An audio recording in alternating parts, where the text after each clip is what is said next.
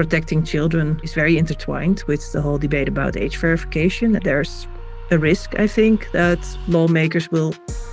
Hello, everybody, and welcome to Techlore Talks. Today, I have Marloes on, who's a journalist, and this is quite a different style of interview. We didn't really know what was going to come out of this going into it because we talk about digital sovereignty, journalism versus influencers, if there's a difference, how we view ourselves, and what we're contributing to the space. We talk about age verification, what that looks like. We talk about some personal tech experiments, how to engage with news, perhaps in a healthier way, and a lot more general questions. Marloes has done a lot of great coverage for digital rights, and we both met at the Nextcloud conference because we were both doing coverage for Nextcloud. And we started getting into fun conversations, and we decided to just do this interview, which I think was quite interesting. So I hope you all enjoy this episode of Techlore Talks.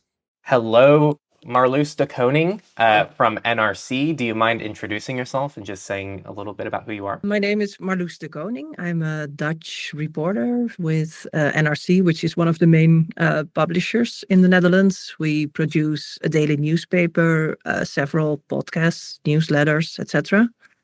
And I'm one of the journalists covering tech-related issues, and then with a focus on privacy, cryptocurrency, tech regulation. Yeah. So when you originally got started with journalism, did you start with those specific topics, or did you start somewhere else and kind of slowly work over to those specific areas? Yeah, I didn't start with these at all. I started covering tech-related issues about 3 years ago. Before that, I was always covering foreign affairs. I'm a former foreign correspondent. I used to be based in Istanbul, and before that in Belgrade, Serbia, and in Athens. But increasingly, I got interested in tech-related topics also because they're also about geopolitics to a large extent. The power of the big tech companies, American big companies, is huge and worth covering. And the same goes for crypto related topics, that they're hugely relevant because they are challenging the establishment. Yeah, and so it sounds like you didn't have much of a tech background. So what has it been like for you when you cover these stories? Are you also learning a lot about tech in the process? Are you learning new things, and in doing so, essentially repackaging that and trying to educate others as well? Is that Exactly. Exactly. Yeah, that's what I'm doing. It's it's a very steep learning curve, but I also think that's valuable because a lot of tech related topics are covered by and for tech minded people. So they speak their own language. They use abbreviations that nobody else understands. They have their own language, their own jokes. And when you write for a mainstream newspaper like I do, you need to bridge that gap. So I do consider myself the bridge. First I need to understand what it's about and filter out a lot of bullshit. Yeah, it's something I fall into as well. It's a very easy trap to fall into once you understand something, even though my job similarly is to take this information and give it to people who aren't familiar with the topic yet. It's easy for me to use acronyms, things that are now kind of normal that I don't think about. And then it actually really upsets me when I get a comment on a new video that says, hey, you use this acronym, I have no idea what it means. And I go, crap, like in a way I didn't do my job properly for that specific video. And so it sounds like we both have to somewhat navigate that a little bit. I think so. And that's where my colleagues, my editors come in, because they keep reminding me when I write blockchain, for example. I mean, I cannot write the term blockchain without giving a bit of an explanation. Yeah. So I guess to really get into some topics, some of the hotter topics right now, we met at the Nextcloud conference. It's more of their, I guess, enterprise-focused conference. And the main topic that was being covered was geopolitical issues and digital sovereignty, and how tools like Nextcloud and open source tools are essentially giving companies, individuals, governments the freedom away from big tech companies. Why is this a concern, and what have you seen in your field? How are people talking about this issue, and where is it coming up? It's coming up as something that needs to be discussed. So, especially in the Netherlands, I mean, it goes for the whole EU, but the Netherlands a bit more than other countries, I would say. The dependency on American cloud providers is huge. It's also within our public administration, it's 80-90% of our data is mostly on Microsoft, on Azure. And with your new administration in power, that doesn't feel right anymore, or it's at least uneasy, or it's seen as a security risk that perhaps we cannot trust American companies, tech companies, the way we used to do. It was sort of self-understood that, the Americans are our friends, our allies, our data is safe with them. You can call that naive, of course, but was the general narrative. And so over the past 15 to 20 years, most of our data just moved there into American cloud providers. And now that became something to be discussed. I mean, it didn't change yet, and I wonder if it will ever change, to be honest. But at least it's a topic of conversation. And then while looking for European alternatives, then Nextcloud is one of the companies being mentioned. So that's why I went there. I was curious. I was meeting with the CEO, like you also did, to do an interview. And I just wanted to see who the audience was. Were there any representatives of Dutch ministries, for example?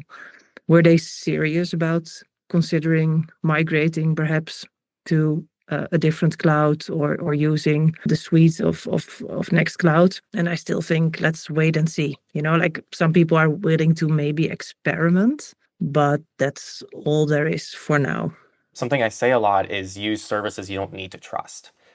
And what comes to mind is, end-to-end encrypted services where even a server compromise theoretically wouldn't do much harm, assuming, it's proper implementation and all of that.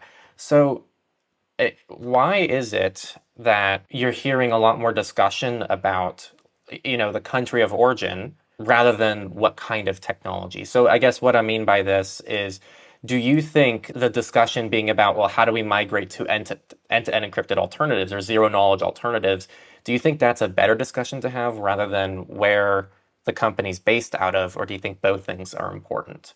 I do think both are important. I think it's easier to discuss about countries than to discuss about technology, because in order to discuss about technology, you need to know the technology. You need to know what you're talking about. And zero knowledge proofs or zero knowledge technology isn't that easy. It's like with a car, somebody needs to know what's under the hood, but you cannot discuss it with just everybody. But of course, it's an important discussion to be had. It's also about potential access by intelligence services, your visa rule, FISA, sorry. Do you know what I refer to? FISA, Yeah, FISA, sorry. So that's relevant as well. And that's where the change is, actually. I mean, the change is political. It is because some things that we thought were self-understood aren't any longer. That's where the change is. The change is not in the technology. I think there are a lot of, technological answers to problems that are really there, but then they might have their own issues. For example, I mentioned cryptocurrency, and I think they offer some very interesting alternatives to traditional financial systems. And you don't use cryptocurrency, right? Because you cover it, but you said you don't. No, I don't. There's a rule book when you work in journalism. And one of them is that you don't have any financial interests in companies or projects that you write about. And I think that's important. I think a lot of journalists or people covering crypto issues are more like maybe influencers rather than journalists. I think independence is really important. And so I don't, I have maybe $50 or something in ETH and Bitcoin. I do have a MetaMask wallet. I tried a couple of things. I created my own coin. I did some transactions just to try. because in order to be able, to write about it, you need to try some things. You need to know how it works, but that's it. So and that matters to me. I think it's important to stick to certain rules in journalism. You need to make every effort to check your facts. If one person tells you something, one source is not a source. You need multiple sources to consider something as usable information, or you try to verify it in other ways. Something needs to be written down, or you need proof. So what other safeguards exist? Because I do think one issue I see, and maybe I do think a lot of this criticism is valid, right? So I see where it comes from. But there's this current climate that I'm sure you feel and experience that's like very anti-journalism, as if journalism in itself is bad. And I think that's really dangerous because journalism has a very important role to play in all of this. And so I'd love for you to kind of touch on what that role is, as well as the safeguards that exist and how, what's the difference to you between proper journalism and improper journalism? And why do you think some of those frustrations exist for people right now? I know it's a lot of questions, but I feel like...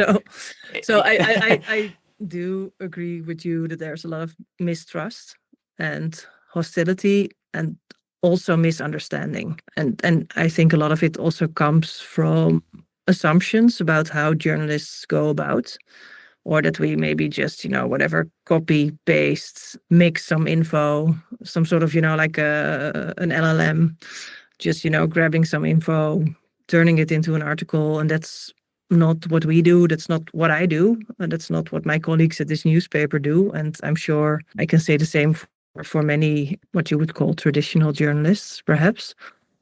So what makes the difference? The difference is in independence, like I say. So there's no financial relation between me and the topics that I cover. It's about checking facts, making an effort to verify the information that you use, get information firsthand. If you write about somebody, go to this person and ask questions and see if you understand, and then also listen to the counter arguments. And it doesn't mean that you will do reporting saying A says this, B says this, and then whatever. It's up for the reader to decide where the truth lies.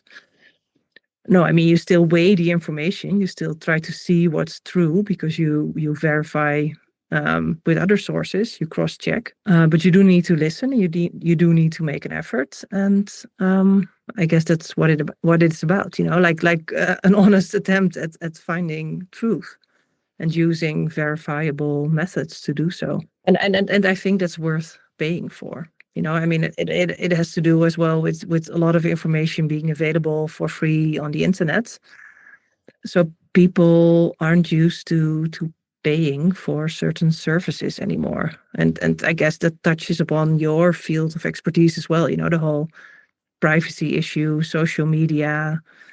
People assume that certain things are just there. They are free.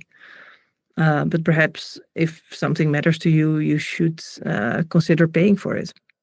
Yeah, there's a lot of overlap. I never know how to describe my job. But a lot of the things you communicate, I relate to. But there's less requirement for that oversight, yet people still put more trust. Like, here's always the issue that I have, and I'm sure it's something you see as well. It's people almost put more trust in individuals who just have opinions online than somebody who's, trying to follow all these safeguards and has a lot of these systems in place to hold themselves accountable. They don't have financial interests. For the most part, any influencer or creator out there is directly influenced by a lot of different things.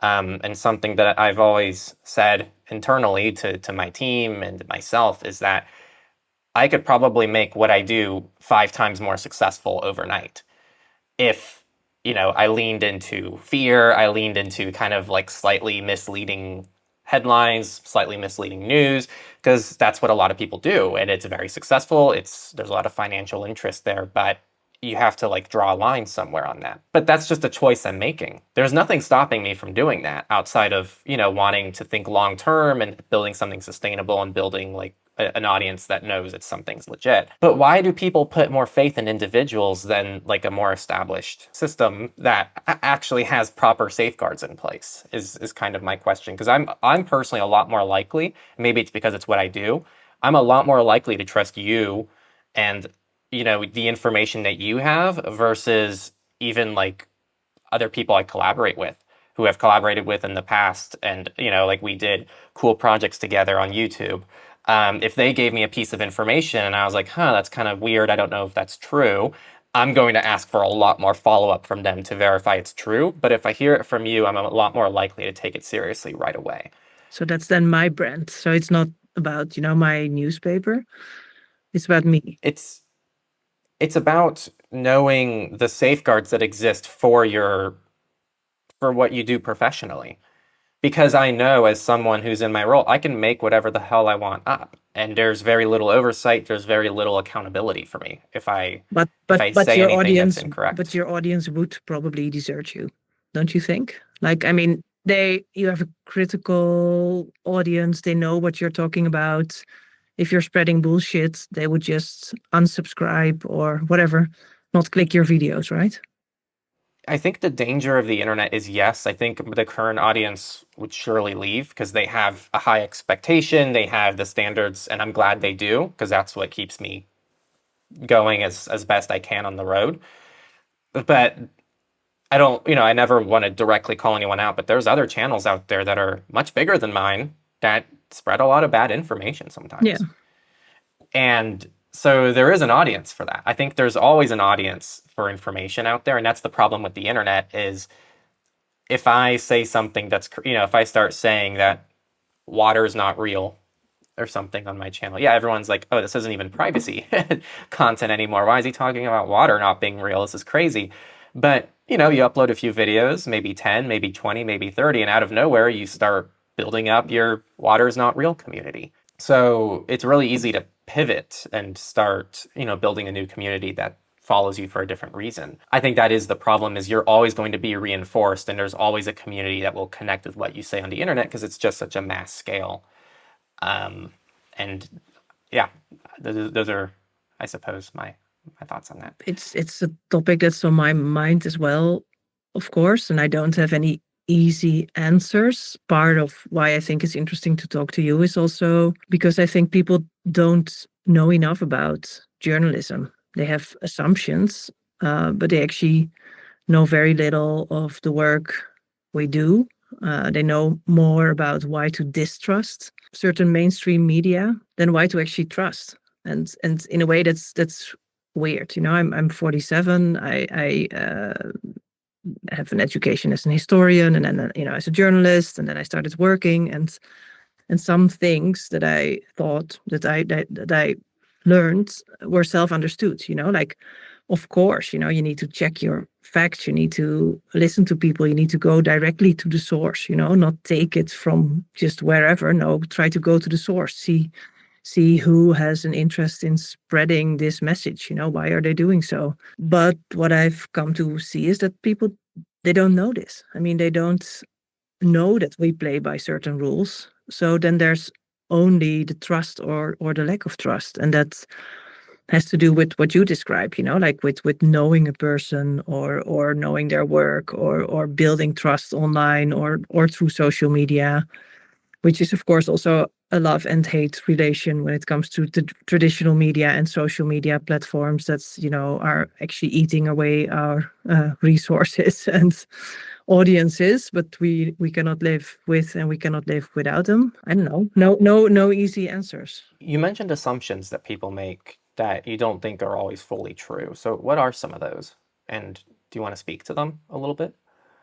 Like I said, I think it's about trust, about media serving a certain interest or the interest of certain people in power or vested interests of companies. During COVID, the pharmaceutical companies or there were loads of theories about why media were reporting on something or why they were not reporting on something, like who was telling them what to do, who was telling us what to do. Nobody was telling us what to do. We were also, living through the moment just like anybody else and trying to grasp what was going on and do proper reporting. And like you said, there are so many alternatives. I mean, there's a channel for everything. So if you want to find people theorizing about what you put into the water, you will find them. I guess also a lot of, misinformation is available for free, while you have to pay for our content. It's behind a paywall. So it might actually you have easier access to bullshit than to things that we cover. And so, as someone who works in journalism, what advice can you give to people listening right now who and this also goes for me, right? I feel journalistically homeless, if Mhm. that's a new phrase I just coined. Wow, I like it. Yeah. And it's because I don't have a source that I actually have like full trust in, but it's more from an attention perspective actually for me, because I don't have an issue trusting a lot of the information I get from a lot of typical news outlets. For me, it's more of an issue of they have direct incentive to publish and talk about things that keep me on the website as long as possible, and I can see all the dark patterns and all the things that they do to pretty much make it as enticing as possible, to make it as fearful as possible, because that works. And so, I'll typically check Reuters because it seems like a pretty established, trustworthy news organization, but I don't know how or why. I don't have the language around that. And I feel like that's most people. So how do you, if someone is listening and they ask, okay, I'm trying to find trustworthy news, where should I go to? What should they be looking at to see if something's trustworthy or not, based on what you know? That's a really nice question. I would start with a topic that I know a bit, that you have some personal expertise in, and then try to find a couple of journalists that you think would be worth listening to or following, and then just listen or read to what they do. Give them a chance.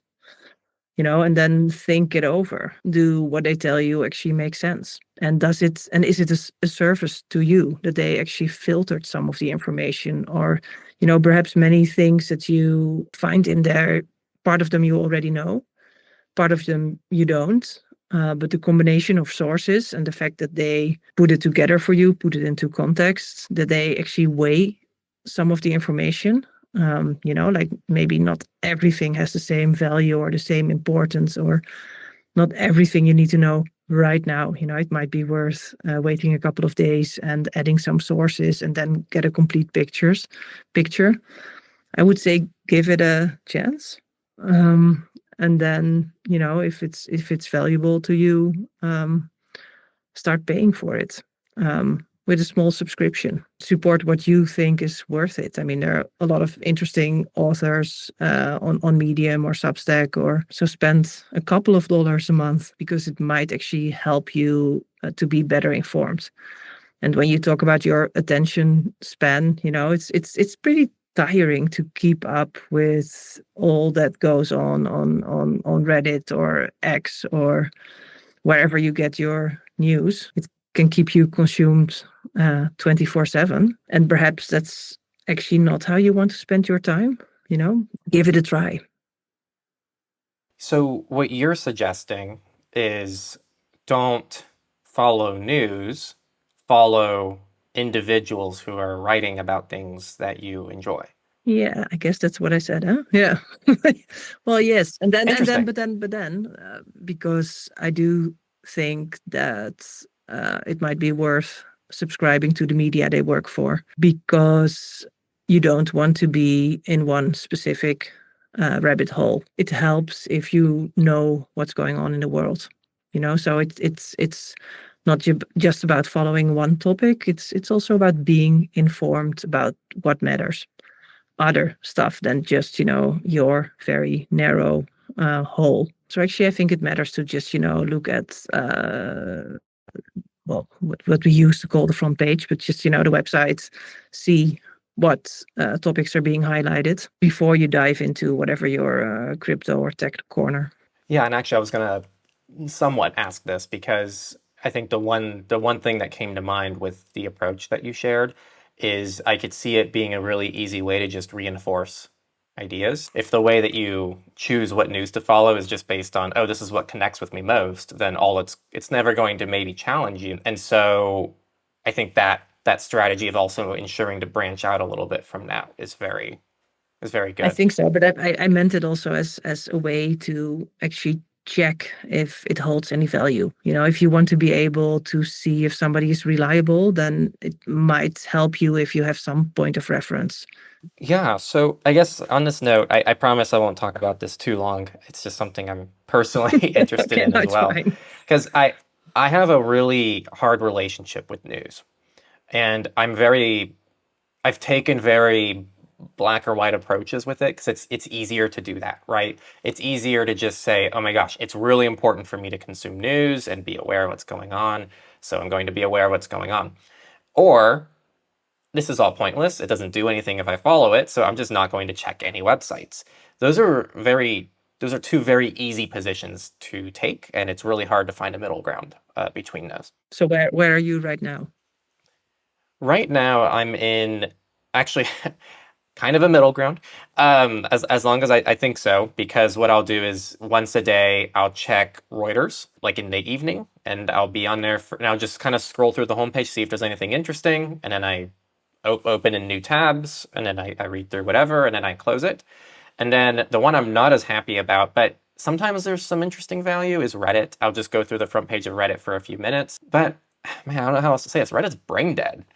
Like it's unbelievable how like because I would have just read the Reuters one. The Reddit stories that are posted are the like heavily modified versions of the Reuters piece because that's what's like most so like right now Trump is like a very big thing right now in the US, a very very polarizing figure. You either love him or hate him, and Reuters will just cover, oh, Trump did this.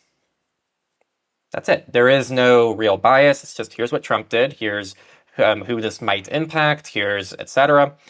And then you go to Reddit, and the same stories on the top of Reddit, and it's Trump is killing this many people tomorrow, and it actually is a bit misleading because they're making assumptions on what this is made, and it's actually not. Like, I see why people criticize journalism when that's what they see. It is making a ton of assumptions, and it is there to clearly serve the purpose of just being anti-Trump, which I think is okay. Like, I think people should have the right to be anti-Trump or for Trump, but it's presented as objective, truthful news, and that's the problem. And people read it and they go, wow, this is absolutely the way things must be. And then you go into Reddit comments, and those are even crazier. And But it's important what you said, that they don't take it from the source. I mean, if they did like you did, like first check Reuters in this instance, read the full story, their perception would have been entirely different.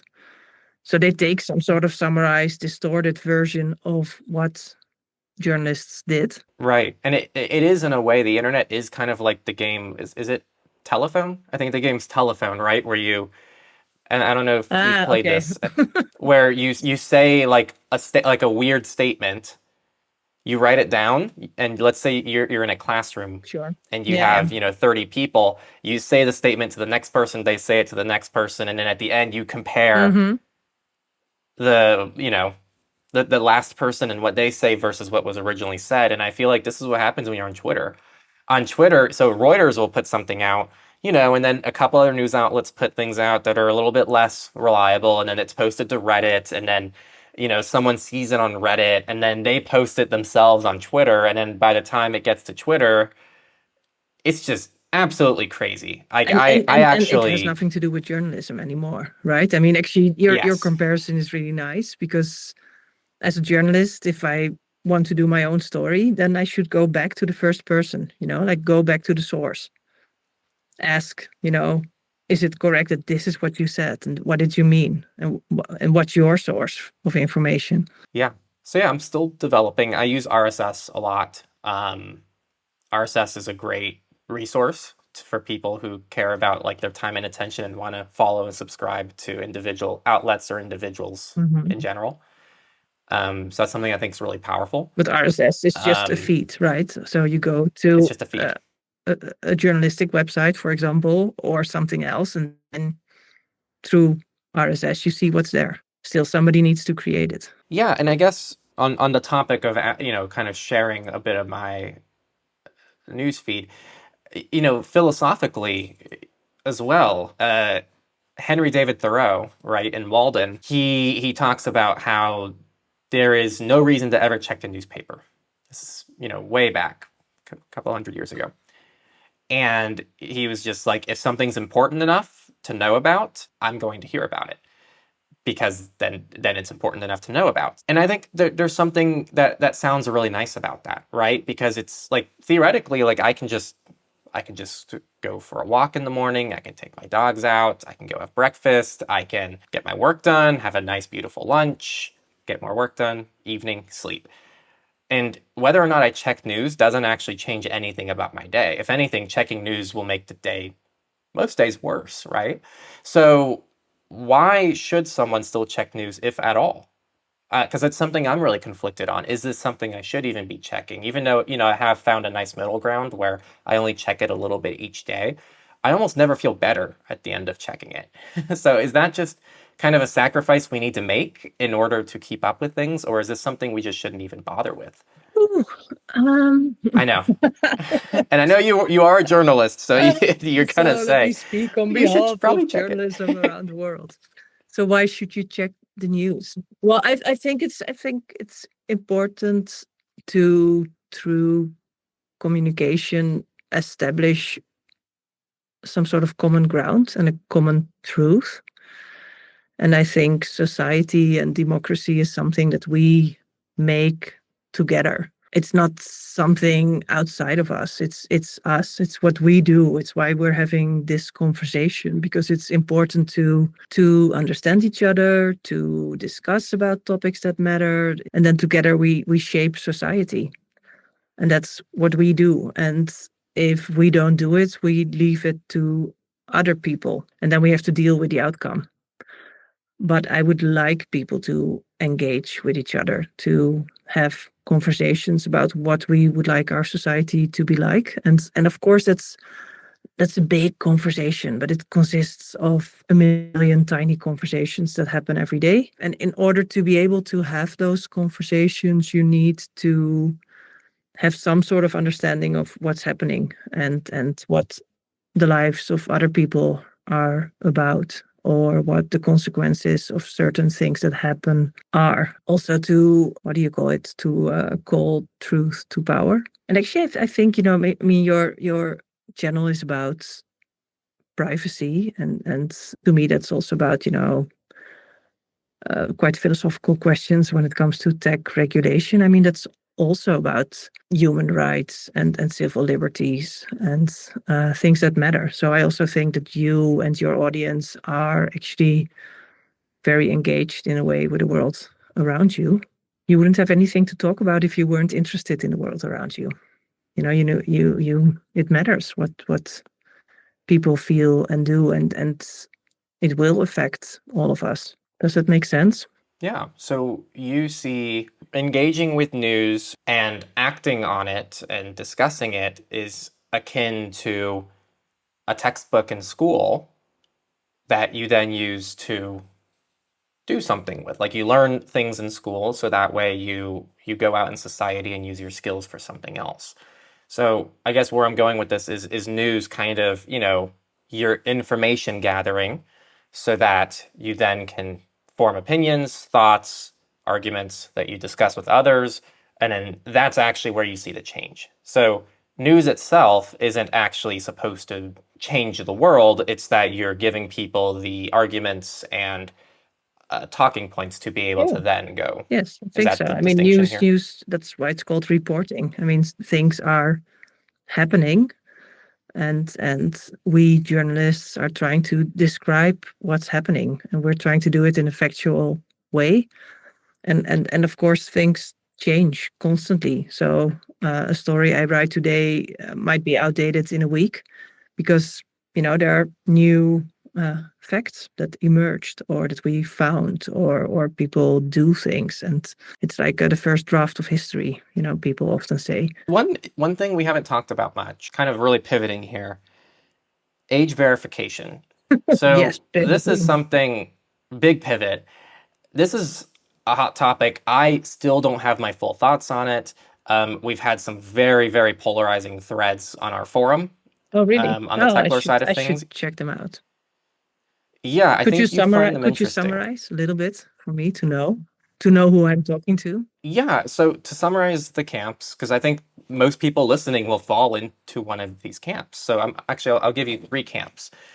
Camp one is, I'd say, the privacy absolutist camp, which is all age verification is bad. We shouldn't do any of it, and the internet was designed to be for everybody, and it's like parents' responsibilities to deal with their own kids. It shouldn't be something that we require companies or governments to regulate. On the other side, there are, of course, people who are like, no, like it shouldn't be so easily accessible for children to access content they shouldn't be engaging with. This is something that companies are responsible for. This is something governments are responsible for.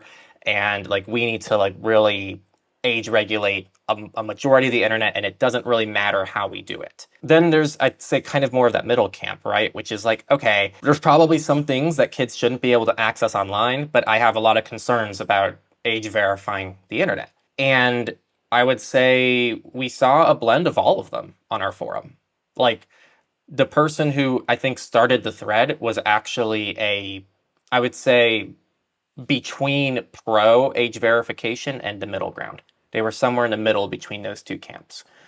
And they were pretty much making their arguments for why we should be embracing privacy respecting age verification, because it's inevitable, it's going to happen, so we might as well like embrace reality and talk about what the privacy respecting solutions are for doing that. And personally, I'm kind of in the middle camp, mainly because of that, though. It's because of the whole, well, yeah, it's probably going to happen, and I'd rather us talk about how do we do this in a privacy respecting manner, because that's really what I care about. I mostly just care about if things are done in a privacy respecting way. That's my main concern with age verification, at least at this moment. Yeah.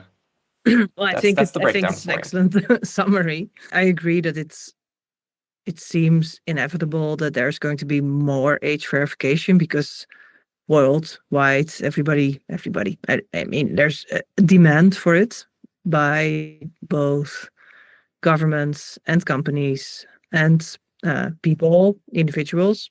And I also think there's some sort of broad consensus that it's possible to do it in a privacy preserving way with zero knowledge proofs. And I would prefer it to happen with zero knowledge proofs and not put it in the hands of the companies, which is the current situation when it comes to age verification. I mean, there's a lot of data collection happening in order to be able to verify who or how old somebody probably is, which I don't like. It's a pendula, so it's from, the internet should be free, no regulation at all, to, oh, let's have age verification everywhere.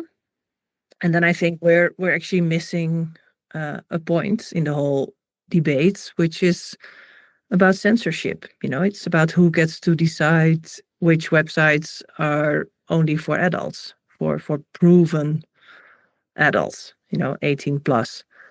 And I think that's a very slippery slope. It's like, okay, I mean, if it's about, the sale of alcohol, sure, let's not sell alcohol to minors, and let's, use a wallet to verify if somebody's 18 plus or not. Same goes for online gambling, for example. Sure, things that are in most countries, we can use it there. But that's not where it stops. And you already mentioned parents and children, and I see how the whole debate about protecting children online is very intertwined with the whole debate about age verification and the technical possibilities. And since everybody wants to keep their children safe, there's a risk, I think, that lawmakers will agree to pretty far-reaching technological solutions or laws to protect children. And there I do worry about censorship. Going from a free internet to internet where you actually have some sort of border controls, like you can only access this website if you're 18 plus. Then it's about content and who gets to decide what's suitable for who. And I don't think that's where we should go. Well, I think an excellent example is the whole porn industry. I think to a large extent the whole lobby for age verification comes from anti-porn NGOs. The debate is about CSAM, but it's also about, are you allowed to watch porn as a teenager? And I'm not a big fan of the porn industry, but I do think there's a value for teenagers being able to explore their sexuality online or to find like-minded people with similar preferences or people they can talk to, forums where they can be or images they can exchange if they want to. I'm not saying they should. I'm not saying it's a good idea, but it's a bit of freedom that I wouldn't want to lose. And also, I think people are constantly making the comparison to the real world, to the physical world. It's, like, oh, you wouldn't want a strange guy to walk into the playground and talk to your kids. No, but in the real physical world, it's still possible to meet up somewhere,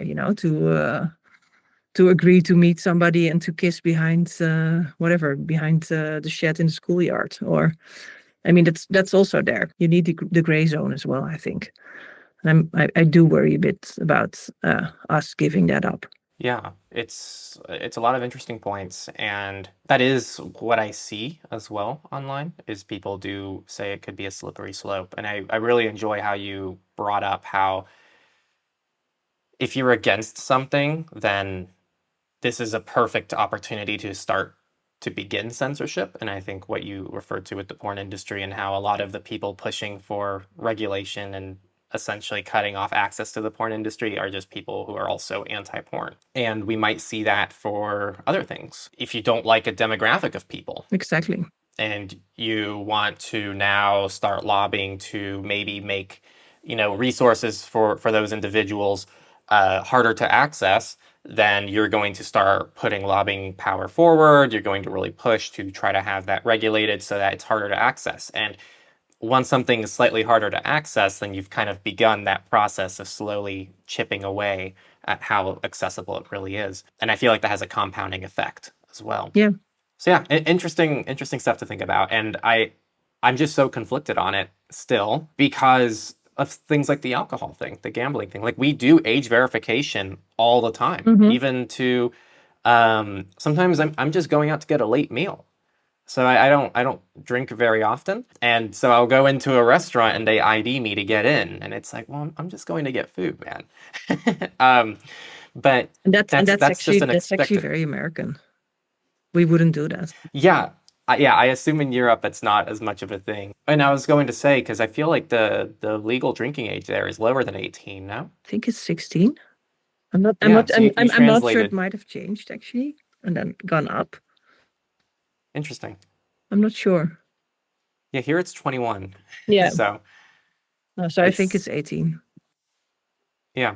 So yeah, I guess it is just a normal part of life. And then I do ask myself, well, yes, if this is a normal part of the real world, why isn't it a normal part of the internet? So that's kind of where those conflicted feelings come from for me, at least. But I generally have been trying to follow it from a tech angle on this one. So I know that Google and Apple have been putting forward some really interesting technology to age verify through their app store. Some of them use zero-knowledge proofs.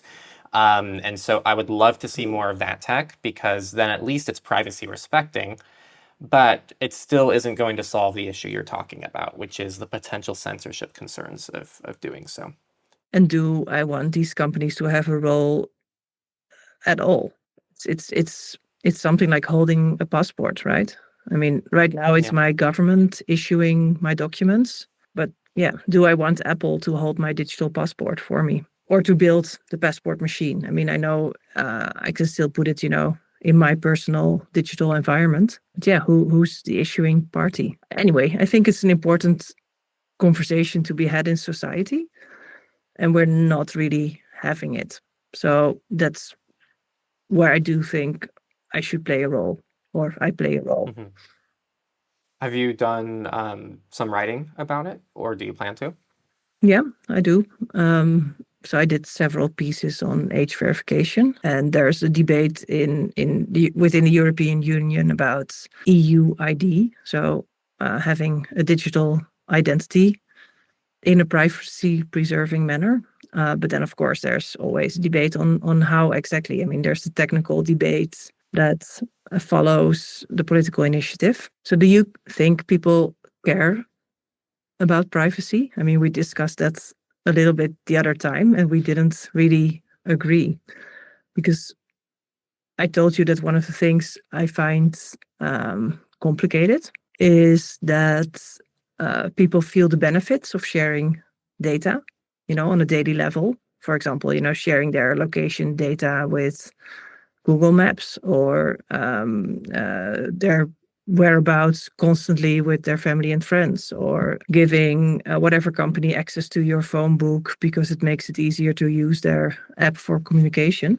I mean, there's an instant benefit of sharing data and giving away parts of your privacy, but it's not the other way around. If you do it, you don't actually feel the potential threat or the negative side of things.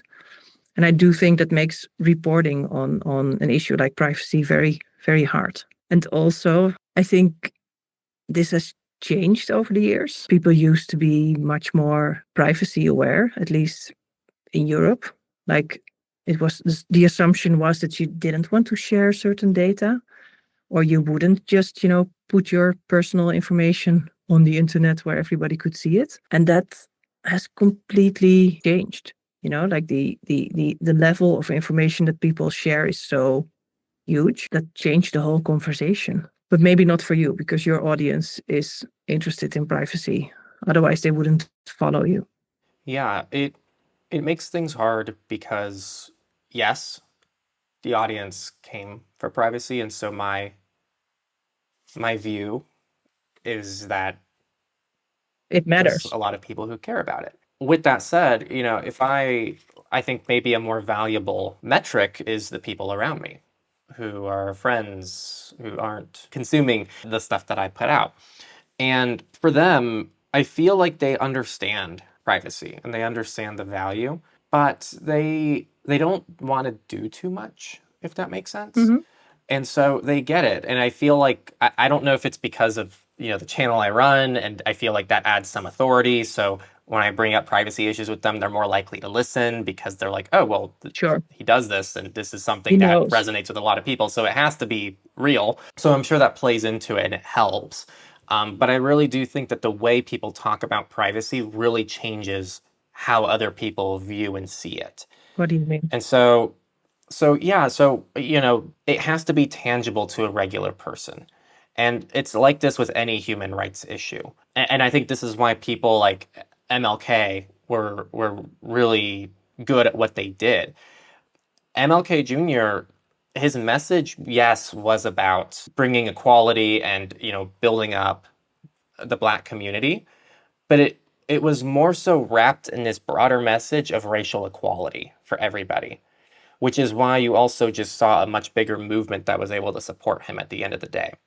And the privacy discussion hasn't had a lot of that, where it's like, okay, so we have dissidents, we have journalists, we have sources of journalists, we have politicians, like all these people need privacy, in some ways like higher level people in the world.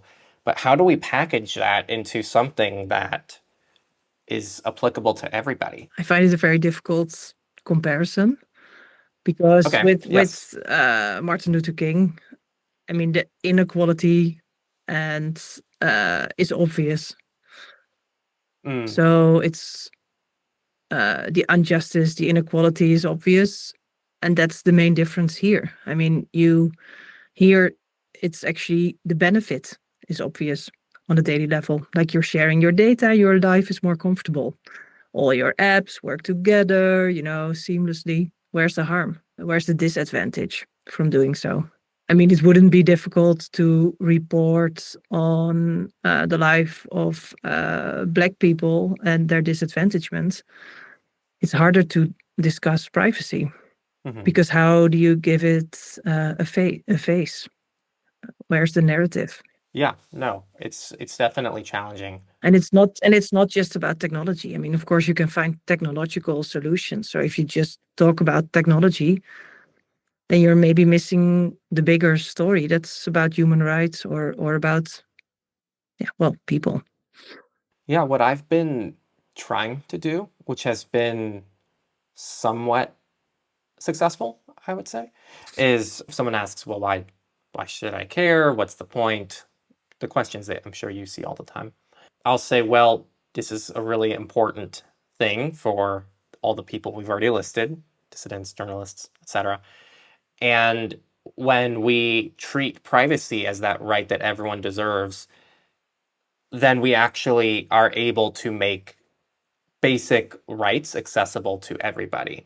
Like, and maybe this is a big difference.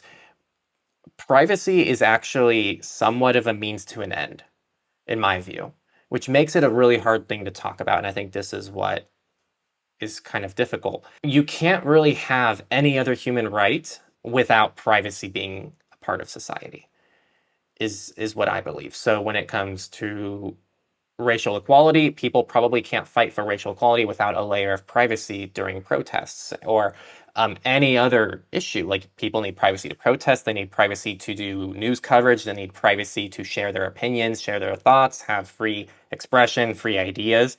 So privacy is somewhat of a requirement to have all the other human rights. And that could potentially be a part of that answer that you're talking to, or that you're asking about, is because it is hard to make privacy the thing, because what is there to gain if everyone has privacy? It's like, okay, everyone has privacy. Cool. Thanks. But when you see it as a tool that's a very important and necessary tool to fight for all the other human rights and everything else that you want to talk about, and to have the autonomy to be yourself, to talk to the people you want to talk to, you need privacy to be a part of that. Now, how to convert that into someone actually taking privacy seriously, I don't know how to do. And Like, how is into a that? story that they actually want to read. Yes, and into a story they want to read and engage with. I'm not sure, but maybe you don't need to do that. Maybe you just need enough people to understand why it's important to agree with the people who are actually living, breathing, and fighting for this. As long as you have enough people who agree with them and the overall numbers are there, maybe that's all it needs to be. I don't know, but I feel like a lot of movements, they don't convince everybody to join the movement. They just have a lot of passionate people behind the movement, and there's enough people who are going, yeah, well, that what they're fighting for makes sense, and I don't disagree with it. But that's the essential difference. I'm a journalist. I'm not an activist. I'm a Yes. journalist who feels certain issues are important and are worth covering, and I care for them, and then I try to turn my thoughts into questions and into stories that I hope will touch a nerve with other people. But I'm not an activist, so that's a difference. So that's someone else's job. Sure, yeah, and then I can interview the activists. Yes. The last part of the interview, I'd like to talk a little bit about your digital rights journey, how it started. You mentioned before the call that you're kind of going on your own digital independence journey. So I'd like to hear a little bit about that. Yes.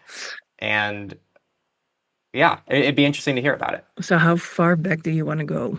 But if I just stay in the now, I write a lot about digital independence, but then it's about, Europe trying to gain some sort of digital independence, or should we do different whatever procurement to not end up with the same companies always, or does it matter at all? I mean, perhaps we're fine, within the American clouds. But since that's a constant topic that I keep on coming back to, I thought, I needed to also test my own relationship with big tech and try and become more digitally independent or autonomous. So I'm in the middle of that. Yeah. So I bought another phone with an open source operating system. And now day by day, I'm trying to decide which apps to install, which I can do without, which work fine, within this system, and which don't. And if they don't, why don't they? Is it because they're so intertwined with, for example, the whole Google universe, or because my employer doesn't allow me to use certain open source solutions? So which open source operating system did you use on the? Is it a Fairphone? Yes, it's a Fairphone. It's EOS by Oh, EOS. by Okay. Murina. Yeah. Yeah. So you got it from Murina, I assume, and they pre-install it on there. Yes, they did. Nice. What's been like the biggest challenge so far? I'm sure there's been at least one big hiccup. Actually, two of them. So using the Microsoft apps that my employer uses, and I do miss Google Maps. Is your goal to essentially eliminate all big tech apps on your phone altogether? Well, that's one of the questions that, by doing this, I end up asking myself a lot of questions, like, why? I guess to me, in the end, it's about me being in control and about being very aware of the steps that I make and the decisions that I take. So if I do end up installing some apps with awful, privacy scores, and a lot of them are, then at least I did so knowingly. And I just wanted to know what it's like. I mean, I just wanted to know if it works, because a lot of the debate on European digital sovereignty centers around the possibilities. Like, are there any alternatives out there at all? Or is, Azure or AWS the only way forward, or all the related apps, of course. I mean, it's not just about cloud. That's cool. Yeah. Have you experimented at all on your computer, or is this just a mobile journey so far? So far, it's just a mobile journey. Yeah. Okay. Yeah. No, I played around with EOS way back in the day, and I actually wasn't the biggest fan personally. This was like 5+ years ago. So this is way back then. So I'm sure they've made a lot of improvements and they've developed a ton since that original review. So I'd like to check them out again. But the Fairphone is an interesting device. I have the Fairphone 4, and like flashing it yourself's a bit annoying on the Fairphone because of the bootloader situation. It's kind of like this weird process you have to go through to unlock the bootloader yourself on the Fairphone. So you probably saved yourself quite a bit of hassle by just buying it with it pre-installed. I think so. But it's a really cool journey to go on. So I'm glad that you're going on it. And I wish more people went on it, because even if you end up going back to just an iPhone and just using all the same apps, you learn a lot on that journey, and you kind of gain appreciation for how the tech works, and you Exactly. you get a lot of takeaways from it. Yeah. Sure. Yeah. Google Maps is one that I can tell you'll never find a good replacement for it fully. I hate to break it to that's you. the depressing end. Yes. Yeah. A lot of people like Magic Earth. I've heard good things about Magic Earth, so that's one thing to try. I tried. Yeah, nothing's quite as good as Google Maps. I'm afraid so. Yeah. Yeah, so I guess just to finish things out here, where can people find you and read some of the stuff you talk about? And is there a specific article that you'd send them to? Well, on the website of my newspaper, of course, www.nrc.nl. Yeah, or just Google my name, or not Google, but find my name, Brave my name, whatever. And perhaps we can put something in the show notes.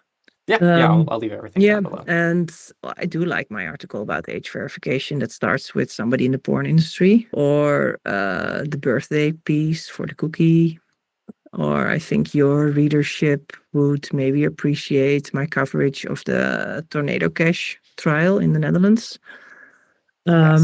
You're more crypto-minded, but also privacy-minded developers community that's maybe following you. Yeah, so those. Yeah, I'll try to leave some of those linked down below so people can check you out. I've read the Tornado Cash one, and I believe the age verification one, and I learned a few things, and it was a really good read. So it was great work. Thanks. And it was great to meet you. Likewise. In person, and I'm excited to keep up with other stuff you're doing. Thank you so much for your time. Yeah, thanks for coming on. Yeah. Stay in touch. And that is it, everybody. I want to thank Marloes for coming on. This was a very different conversation, and it was nice to have some more banter in a Techlore Talks episode. This is definitely more of a discussion-based one, so if you have any thoughts, I'd actually love to hear them in the comments. There's still things from this interview I'm thinking about to this day. You can check out links to Marloes' stuff down in the description, and of course, I want to thank you all for listening and taking your digital freedom a little bit more seriously, and I would also ask you all to support what we're doing back here. These episodes take a lot to edit edit, produce, and deliver to all of you, and we can only do it because of our supporters. So any way that you can support Techlore is much appreciated and allows us to continue growing the podcast as the years go on. You can view all the ways to support the podcast down in the description. I want to thank you all again for listening, and I'll see you next time on Techlore Talks.